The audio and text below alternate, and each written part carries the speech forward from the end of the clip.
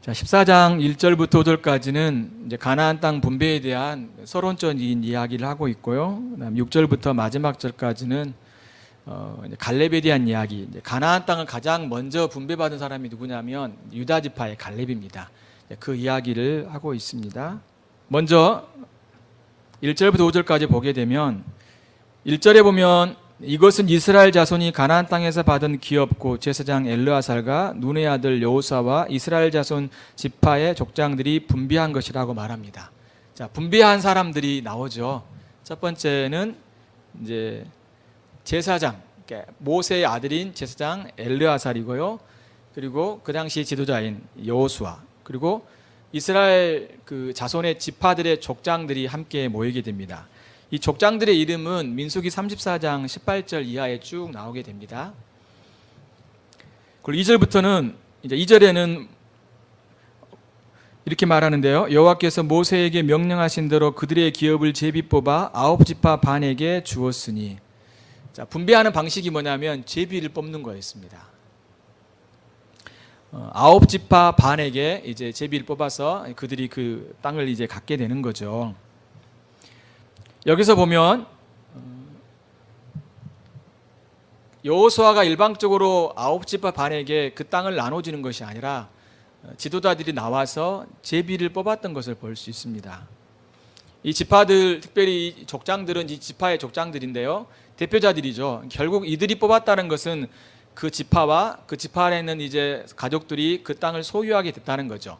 그들이 일단 참여했다는 것을 말씀해 주고 있고, 그렇지만 뽑기는 뽑았지만 결국은 하나님의 뜻대로 그들이 그 땅을 소유하게 됩니다. 그래서 그들이 참여도 하고 또 하나님의 뜻을 그들이 이제 따라서 그 가나안 땅을 분배받게 되는 거죠. 한 사람의 지도자가 일방적으로 결정하지 않았고 또 편파적으로 결정하지 않았고 모든 지파가 참여했고 하나님의 뜻에 맡긴 이 모습을 여기서 볼 수 있습니다. 그리고 3절에서 5절에서는 어떤 이야기를 하고 있냐면 이제 9지파 반이 이제 그 땅을 분배받게 되는데요. 그 이야기를 좀 더 구체적으로 하고 있어요. 2지파와 반지파의 기업은 모세가 요단 저쪽에 주었습니다. 레위 자손에게는 그들 가운데 기업을 주지 아니하였다. 이것은 우리가 알고 있는 내용이죠. 요단 동쪽에는 이제 2지파 반, 루벤, 그 다음에 갓, 므낫세, 반지파, 이들이 이제 그 땅을 소유하게 되었죠. 요단 서쪽에서는 이제 9지파 반을 9지파니 그 땅을 소유하게 되는데, 특별히 레위 지파는 그 땅을 이제 받지 못했습니다. 그 이유를 이제 이렇게 설명합니다. 4절 보면 이는 요셉의 자손이 므낫세와 에브라임의 2지파가 되었습니다. 이 땅에서 레위 사람에게 아무 분깃도 주지 아니하고 다만 거주할 성읍들과 가축과 재산을 위한 목처지만 주었으니. 먼저 레위 지파는요, 그 가나안 땅에 다른 지파들처럼 똑같이 분배를 받지 않았지만, 그렇다고 해서 아예 그들이 거주할 곳이라든가 그들이 살 수 있는 어떤 것들 하나님이 아예 주시지 않는 건 아닙니다. 사실은 이스라엘 백성들이 이제 지파마다 이렇게 흩어졌을 때 레위인들도 그 지파의 근처에서 살게 되죠. 그래서 거주할 성읍을 주시고 가축과 재산을 위한 목초지를 그 성읍 안에 이제 같이 주게 됩니다. 레위 지파를 그곳에 흩으신 이유는 이제 하나님께서 레위 지파를 통해서 이스라엘 백성들을 말씀으로 가르치고 그곳에 하나님을 섬기는 그 나라가 되길 원하시는 것을 볼 수 있죠. 근데 여기서 이제 그 요셉의 자손에 대한 이야기를 합니다. 요셉이 야곱의 아들은 12명이었지만 그 중에 이제 레위 지파는 기업을 얻지 못했죠. 또 요셉의 자손도 요셉도 사실은 기업을 얻지 못했죠. 근데 사실 기업을 얻지 못한 게 아니라 요셉의 두 아들이 이제 그 기업을 얻게 됩니다. 므낫세와 에브라임.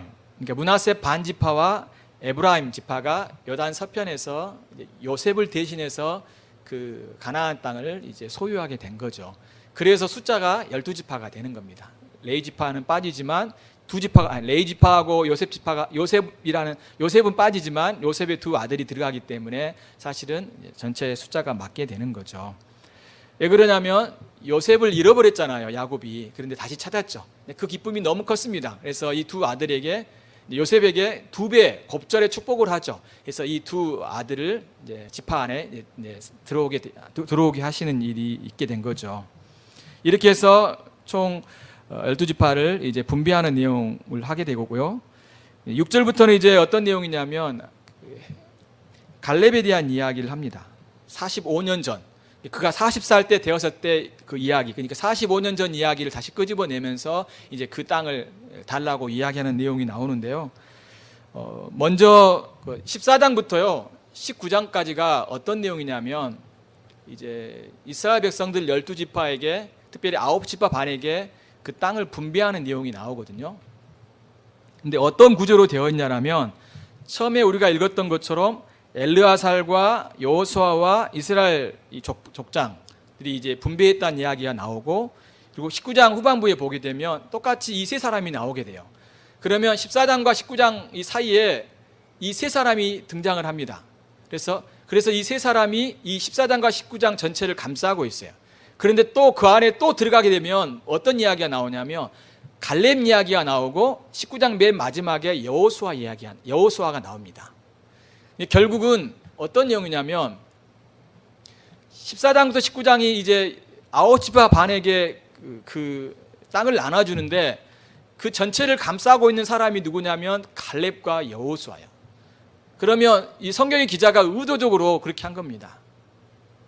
왜 그랬을까요? 갈렙과 여호수아만이 하나님의 그 약속을 믿고 믿음으로 그곳에 정탐을 하게 되고, 하나님께서는 그들만이 이제 가나안 땅에 들어갈 것을 약속해 주셨죠. 그리고 물론 그들도 함께 광야에서 그 출애굽 1세대와 함께 시간을 보냅니다. 그렇지만 그와 함께 있던 사람들은 다 죽어요. 근데 두 사람만 살게 되고 두 사람만 가나안 땅 안에 들어가게 되는 거죠. 결국 가나안 땅은 어떤 사람이 들어갈 수 있다는 걸 말해주고 있냐면, 하나님의 약속을 믿는 사람만이 들어갈 수 있다라고 그걸 가르쳐주고 있어요. 그래서 그 가나안 땅을 분배하면서 갈렙과 여호수아가 나머지 나머지 지파를 감싸고 있는 겁니다. 그리고요, 한 가지 더 이제 살펴보겠지만, 또한 14장부터 19장까지 어떤 내용이냐면, 이 땅을 지파별로 땅을 이렇게 나눌 때 어떻게 나누냐면요, 이게 거기서 이게 두 단락으로 나눠집니다. 14장부터 19장까지가 두 단락으로 나눠지게 되는데, 첫 번째는 유다와 요셉의 두 자녀, 그러니까 에브라임과 므낫세 반 지파가 그 가나안 땅을 분배받는 내용이 나와요. 그것이 첫 번째 단락이고, 두 번째 단락은요, 나머지 지파들이 다 분배받는 거예요. 그럼 여기서 뭘 가르쳐 주냐면, 유다와 요셉 지파가 먼저 그것을 받는 내용이 나옵니다. 이건 또 뭘 말해주고 있을까요? 전체적으로 봤을 때는 사실은 하나님께서 어떻게 이스라엘 백성들에게 그 땅을 나눠줬는지를 보여줘요. 그런데 유다와 요셉의 요셉의 아들들이 이 땅을 먼저 소유한 것은 이 두 지파가 사실은 전체 지파에 큰 영향력을 행사하고 있다는 것을 보여주고 있어요. 이거는 신학적인 의미가 있는 겁니다. 이제 15장에도 사실은 유다 지파 이야기가 나옵니다. 갈렙도 사실은 유다 지파예요. 왜 유다 지파가 등장을 먼저 할까요? 그리고 왜 유다 지파인 이 갈렙이 대표로 나와서 이 산지를 내게 달라고 할까요? 여기서 이 산지는 뒤에서 이야기 읽었듯이 헤브론입니다. 뭐 이전에 한참 우리가 많이 부르기도 했잖아. 이 산지를 내게 주셔서. 그 산지가 이제 헤브론인데, 사실은 이 헤브론이란 곳은 큰 의미가 있습니다. 사실은 그냥 유다 지파의 갈렙이 그 땅을 우리에게 달라고 하는 게 아니에요. 그 땅이 사실은 어떤 곳이냐면요, 아낙 자손이 있는 곳입니다. 거인이 있는 곳이고, 그 땅 때문에 이스라엘 백성들이 간담이 녹았고, 우리는 못하겠습니다 하고 두 손을 들었던 곳이에요. 그런데 유다 지파인 갈렙이 그 땅을 달라고 이야기를 했습니다. 다시 한번 과거로 한번 돌아가 보겠습니다. 헤브론은 어떤 땅이냐면, 아브라함이 이제 가나안 땅으로 들어와서 하나님께 제단을 쌓았던 곳이에요. 하나님을 섬기고 예배했던 곳이 바로 헤브론입니다. 창세기 13장 18절 보면 이렇게 나와요. 아브라함이 장막을 옮겨 헤브론에 있는 마물의 상수리 수풀에 이르러 거주하며 거기서 여호와를 위하여 제단을 쌓았다라고 말합니다. 이 헤브론은 하나님을 예배하는 곳, 아브라함이 하나님께 예배했던 곳이죠. 그리고요, 이 헤브론은요, 아브라함의 아내인 사라가 죽었을 때 그곳에 묻었던 그런 묘지입니다. 왜 그곳에 묻었을까요? 여러분 짐작이 되시죠? 예. 그리고요, 아브라함과 이삭이, 아브라함뿐만 아니라 이삭도 거주했던 곳이 어디냐면 바로 헤브론입니다. 이미 이 헤브론은요, 이스라엘 백성들의 조상들이 하나님께서 가라고 하시는 그 가나안 땅, 헤브론은 가나안 땅 안에 있잖아요. 가나안 땅이고 또 이스라엘 백성들의 조상들이 그곳에 머물렀던 곳이었어요. 굉장히 중요한 곳이었습니다. 그런데 이곳을 지금 갈렙인, 유다 지파인 갈렙이 달라고 하는 거예요. 내게 그곳을 주십시오 라고 지금 하는 겁니다. 나중에 이제 이 헤브론은 이스라엘 백성들의 또 가나안 땅 안에 특별히 이제 도피성이 있는데 그 도피성이 한 곳이 바로 헤브론입니다. 그런데 이 헤브론은 또한 다윗과도 연관이 있습니다. 다윗이 유다 족속을 다스렸던 그곳이 어디냐면 바로 헤브론입니다. 헤브론. 그래서 사무엘하 2장 11절에 보면 다윗이 헤브론에서 유다 족속의 왕이 된 날수는 7년 6개월이라고 말해주고 있습니다. 물론 나중에 이제 다윗이 헤브론에서 왕이 됐지만 도읍을 옮기죠. 예루살렘으로 옮겨서 이제 그곳에서 통치하고 다스린 일들을 합니다. 그런데 이 헤브론은 사실은 다윗이 유다 족속을 통치하고 또 그곳에서 왕이 된 그런 곳입니다. 굉장히 중요한 곳이죠. 이렇듯 헤브론은 이스라엘 백성들의 특별히 족장들이 살았던 그 가나안 땅 중에 굉장히 중요한 곳이고 또한 다윗의 왕으로서 임명되고 그가 다스렸던 통치했던 그런 성읍인 것을 알 수 있고 그곳에서 하나님을 예배하고 섬겼던 장소인 것을 우리가 볼 수 있습니다. 유다 지파인 갈렙이 이 헤브론 땅을 요구하는 것은 바로 갈렙이 조상들의 그 하나님께서 조상들에게 약속하신 그 언약을 자신이 이제 이어서 대를 잇겠다. 이제 언약의 계승자로 내가 나아가겠다라고 하는 그런 신학적인 의미가 있는 겁니다. 또 그가 갈렙이 유다 지파잖아요. 예수 그리스도께서 유다 지파로 오셨죠. 그래서 그 땅을 달라고 하는 것뿐만 아니라 유다 지파가 선봉에 나선 것을 보게 되면 이것을 통하여서 그들은 분명히 하나님께서 이스라엘 백성들에게 주신 그 언약을 우리 지파가 이어서 바로 주님을 섬기며 나아가겠다라는 그런 모습들이 그들 안에 있었던 것을 볼 수 있죠. 이제 그들의 안에 있는 신앙이 뭘까요? 하나님이 주신 그 언약, 그 약속을 그들이 붙들고 나아가겠다, 살아가겠다라는 그런 신앙 고백이 그들 안에 담겨 있는 겁니다. 여러분, 우리가 예수 그리스도를 믿는다는 것, 우리의 신앙이란 건 뭘까요? 그것은 하나님의 약속, 하나님의 언약, 그것을 우리가 붙들고 그것을 신뢰하고 그것을 가지고 살아가는 신앙인 것입니다. 그것이 설령 그 지역이 안악자손이 있고 견고하고 초롱성과 같은 곳일지라도 하나님이 분명히 그 땅을 주시겠다고 약속하셨기 때문에 그들은 그런 외적인 환경을 보지 않고 하나님이 주신 그 약속을 붙들고 나아가는 거죠. 그것이 믿음을 가진 성도의 모습이라는 거죠. 오늘 말씀 속에 보게 되면 사실은 그런 모습이 나타나게 되는 걸 볼 수 있어요. 갈렙이 40살 때 이제 하나님의 약속을 붙들고 믿음으로 나아갔습니다.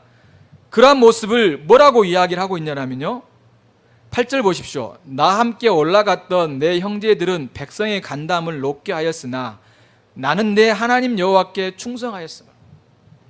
그러니까 갈렙이 그렇게 믿음을 가지고 그곳은 바로 하나님이 주신 땅이고 우리가 나아가십시다라고 이야기하고 그렇게 했던 모든 것들은 뭐냐면 그가 믿음의 행위인데요, 철저하게 하나님께 충성했던 그 모습을 드러냈다라고 말을 해주고 있습니다.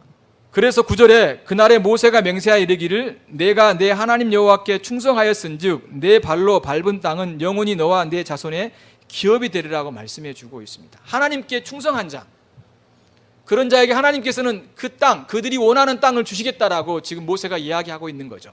결국은 하나님이 주시겠다라고 말씀하고 있는 것입니다. 이제 45년이 지난 다음에 광야 생활을 다 보내고 이제 가나안 땅은 분배받을 때 갈렙이 85세가 됐어요. 45년이 지난 다음에 그 약속을 잊지 않고 사실은 누구만 살았냐면요, 다 죽고 여호수아하고 갈렙만 살았어요. 하나님이 살려주신 거예요. 생명을 주신 거예요. 85세가 되었을 때 다시 한번 그 이전에 했던 그 모세가 줬던, 모세가 맹세하고 약속했던, 또 자신이 그걸 요구했던 그것을 기억하면서 그 땅을 달라고 이야기를 하는 겁니다. 10절 보십시오. 이제 보소서, 여호와께서 이 말씀을 모세에게 이르신 때로부터 이스라엘이 광야에서 방황한 이 45년 동안을 여호와께서 말씀하신 대로 나를 생존하게 하셨나이다. 오늘 내가 85세로 돼 모세가 나를 보내던 날과 같이 오늘도 내가 여전히 강건하니 내 힘이 그때나 지금이나 같아서 싸움이나 출입에 감당할 수 있으니 그날에 여호와께서 말씀하신 이 산지를 지금 내게 주소서.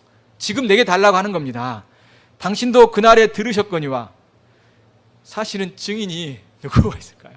여호수아밖에 없었죠. 물론 하나님께서도 증인이 되시지만 그날에 들으셨거니와 그곳에는 아낙 사람이 있고 그 성읍들은 크고 견고할지라도 여호와께서 나와 함께 하시면 내가 여호와께서 말씀하신 대로 그곳을 쫓아내시리이다. 이렇게 말을 하고 있습니다. 이제 여호수아가 그 맹세, 모세가 맹세한 내용, 또 갈렙이 요구한 내용, 그때 약속했던 내용을 이제 이루게 되죠.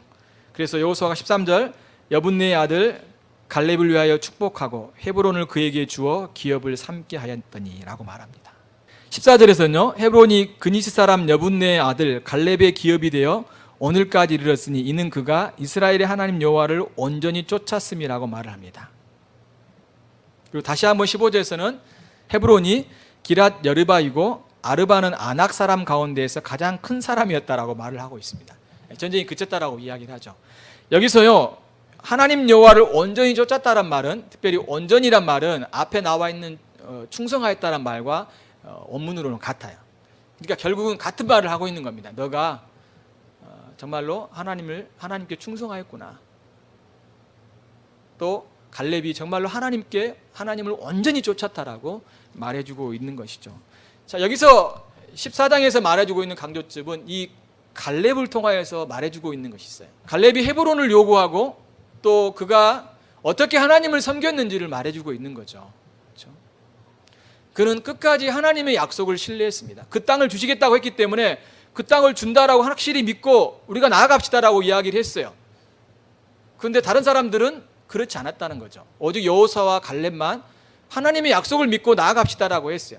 그것이 아무리 크고 힘이 세고 두려워 떨지라도 하나님이 말씀하셨기 때문에 우리가 나아갑시다라고 말을 한 거죠. 하나님의 약속, 하나님의 주신 그 언약을 붙들고 그들이 나아갔던 거죠. 하나님 그들은 자에게 하나님의 생명을 주시고 또한 그 가나안 땅에 들어가게 하시는 놀라운 은혜를 베풀어 주셨죠. 이렇듯 갈렙과 여호수아, 특별히 갈렙은 하나님께 충성되었고 온전하게 주님을 쫓았던 자인 것을 우리에게 가르쳐 주고 있습니다. 갈렙은 믿음의 사람입니다. 믿음의 사람. 이 갈렙의 이러한 신앙은 우리에게 두 가지의 모습을 가르쳐줘요. 첫 번째는 이 갈렙의 모습을 통해서 그리스도를 보여줍니다. 여러분, 예수님이 어떤 분이십니까? 히브리서에서는 분명히 예수님에 대해서 믿음의 주요 온전하게 하신 이 예수를 바라보라고 말해주고 있습니다. 믿음의 주란 말은 믿음의 창시자란 말이고 온전하게 하신다는 것은 완성자라는 걸 말하고 있습니다. 그러니까 예수님이 믿음의 창시자이고 믿음을 시작하신 분이시고 믿음을 완성시키신 분이시라는 걸 가르쳐주고 있죠. 물론 그 앞서서는 많은 믿음의 사람들을 이야기하고 있습니다. 그렇습니다. 예수님이 바로 사실은 갈렙보다도 다른 사람들보다도 또 믿음으로 살았던 모든 사람들보다도 사실은 믿음의 주가 바로 예수님이십니다. 사실은 이러한 갈렙과 구약에 있는 이러한 많은 믿음의 사람들을 통해서 궁극적으로 보여주고자 하는 것이 뭐냐면 바로 믿음의 길을 가신 예수 그리스도를 보여주고 있는 거예요. 그분이 하나님의 약속, 하나님의 언약을 이루기 위해서 인간의 몸으로 이 땅에 오셨다. 그분은 고난을 받으셨다. 그리고 그는 십자가에 죽으셨다. 그리고 원수를 사단을 십자가를 통하여서 멸하셨다라는 것들을 통해서 주님께서 우리에게 믿음의 길을 가신 정말로 힘든 길이고 또한 공격이 있고 많은 핍박이 있고 죽음이 있었을지라도 믿음의 길을 먼저 가신 그 예수 그리스도의 모습을 우리에게 보여주고 있다는 것입니다. 결국 믿음의 길을 가신 그 주님은 하나님의 언약, 하나님의 약속을 성취하시고 이루신 것을 볼 수 있죠. 이러한 주님의 믿음의 주로서 또 믿음을 완성하신 그 주님의 모습을 통하여서 다시 한번 우리가 믿음으로 나아갈 것을 또한 우리에게 가르쳐 주고 있는 것입니다. 그 주님이 그러한 길을 가셨듯이, 구약의 백성들이 믿음의 길을 가셨듯이 우리들도 하나님의 약속과 하나님의 언약을 붙들고 믿음의 길을 가기를 원하십니다. 다시 말해서 하나님께 충성하고 하나님을 온전히 쫓는 그런 모습으로 살아가기를 원하신다는 거예요. 갈렙 같은 경우는 어떻습니까? 그 아낙 자손이 있고 가장 큰 그런 거인들이 있는 그곳에서 그곳을 달라고 했고, 이제 그곳을 실제적으로 사사기 1장에 보게 되면 그 헤르본에 있는 사람들과 싸워서 그곳을 쟁취하게 됩니다. 정복하게 돼요. 그것은 믿음을 가진 사람만 가능한 겁니다. 그리고 그들만이 그 가나안 땅에 들어갈 수 있었어요. 그리스도를 믿고 그리스도의 믿음 안에 거하는 사람들만이 하나님의 나라 안에 들어가게 되고 하나님이 주신 그 땅을 소유하게 되는 것이죠. 그렇지만 거기에는 싸움이 있고 거기에는 정말로 우리 안에 방해물과 도전과 또 우리가 그것을 향해서 그냥 자동적으로 얻는 것이 아니라 믿음으로 싸우고 믿음으로 나아가야 하는 그런 면들도 우리에게 가르쳐주고 있는 것입니다. 그런데 구약 백성들과 신약 백성들의 차이점은 뭘까요? 구약 백성들은 하나님의 약속을 믿고 나아갔죠. 그렇지만 신약 백성들은 하나님의 약속을 믿고 나아가는 것도 똑같아요. 그런데 우리는요, 예수 그리스도께서 그 믿음을 다 완성하셨어요. 그렇기 때문에 우리는 그 예수 그리스도를 믿고 그분 안에서 우리가 그분을 따라가는 것이에요. 그러므로 훨씬 우리는요, 많은 더 공격이 있고 많은 핍박이 있고 많은 도전이 있을지라도 주님이 그것을 다 완성하셨기 때문에 우리는 주님을 의지하여서 그 길을 따라가는 것이고, 또한 주님을 의지할 뿐만 아니라 우리가 주님을 붙들고 주님 안에서 주님의 길을 간다는 것입니다. 그런 의미에서 우리는 더 큰 믿음을 가져야 될 뿐만 아니라 또한 우리는 그리스도 안에서 그 성취하시고 완성된 그 믿음 안에서 주님을 따라가기 때문에 훨씬 더 하나님의 능력 또 하나님의 임재 속에서 그 믿음의 길을 갈 수 있는 놀라운 은혜 가운데 그한 그런 하나님의 백성인 것을 우리에게 가르쳐 주고 있는 것입니다. 사랑하는 성도 여러분, 구약의 백성들의 성도들의 모습과 신약의 백성들의 성도들의 모습은요, 둘 다 하나님의 약속을 붙들고 믿음으로 나아가는 자들입니다. 그 일을 주님께서 다 이루셨고요, 우리는 그 주님 안에서 주님을 따라서 주님의 신 능력을 따라서 그 길을 따라갈 때 우리는 구약의 백성들처럼 실패하고 넘어지기보다 오히려 주님의 능력 안에서 승리하신 주님의 길을 따라가기 때문에 우리는 승리할 수 있습니다. 그런데 이 땅에 살아가면서 어떤 사람들은 어떻습니까? 그것을 실제적으로 경험하지 못하는 사람들이 많이 있어요. 그런데 믿음을 가지고 살아간 사람들은 또한 실제적으로 삶 속에서 경험하면서 하나님의 놀라운 은혜와 역사를 체험하면서 실제적으로 주님의 일들을 감당하는 일들이 많이 경험하게 되는 거죠. 여러분들 땅에 살아가시면서 주님이 다 이루어 놓으셨지만 여러분 주님 의지하시면서 믿음으로 하나님의 약속과 또 하나님 우리에게 허락하신 그런 놀라운 사명을 따라서 주님을 섬기시는 여러분의 삶이 되시기 바랍니다. 그럴 때 우리는 우리의 삶 속에서 하나님이 나를 통해서 하시고자 하는 일들을 우리가 경험할 뿐만 아니라 또한 하나님이 우리를 통하여서 당신의 크고 놀라우심들을 보여주셔서 하나님의 능력과 하나님의 역사, 하나님의 성품, 하나님 어떠하신 분지를 더 많이 경험하고 그것을 통해서 우리가 하나님을 찬송하고 또 영광을 돌리며 주님을 섬기며 살아갈 수 있다는 것입니다. 갈렙의 신앙을 통하여서 하나님 우리에게 주님께 충성하고 온전히 하나님을 쫓는 믿음으로 나아갈 것을 말씀해 주고 있습니다. 이것을 기억하시면서 여러분들이 늘 주님 의지하시고 믿음으로 살아가시는 여러분의 삶이 되시기를 주님의 이름으로 부탁을 드립니다. 같이 기도하십시다. 이 말씀 생각하면서